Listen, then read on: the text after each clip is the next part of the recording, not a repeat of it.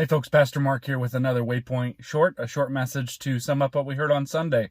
I want to talk to you about obedience. This week we went through the story where Moses encounters the burning bush and God says, I'm going to send a person as a deliverer for Israel to take them out of Egypt. Moses thought that was a good idea until God said, it's going to be you. And this week we covered the last two of the rebuttals and responses. You know, Moses had 5 different instances where he had questions or a rebuttal, and we covered 4 and 5. And in the middle of it, God does get angry at Moses. At the end, the last one, it says the anger of the Lord burned against Moses because he said, you know, just find someone else, please. And so the anger of the Lord burned against him. God said, I have prepared your brother. He's going to help you out. And he reassured Moses. And although the anger of the Lord burned against Moses in that instance, he didn't do anything about it. I think he just, the way that he communicated probably was more stern with Moses.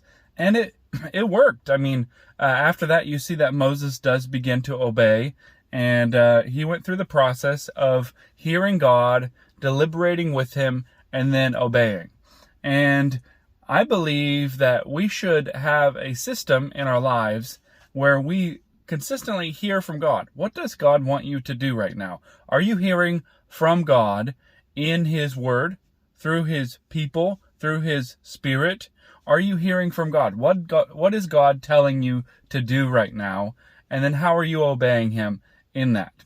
Now, I think we can learn from Moses that sometimes God tells me something to do and I immediately disregard it because of an excuse. And I don't pray that through. I just say, well, I can't do that right now because of this. And Moses actually did deliberate with God. He prayed it through.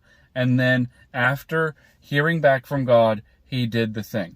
He was faithful with what he'd been given. So what has God said to you? What do you need to be obedient with that the Word is telling you, that the Spirit is telling you, that other people who love Jesus are telling you? What do you need to be faithful with? And then how can you just be obedient a little bit? Take the next step in that. And then once you do that, come back to God and deliberate some more. What do you need to be obedient in? And there is a reward with obedience, and that's closeness to God.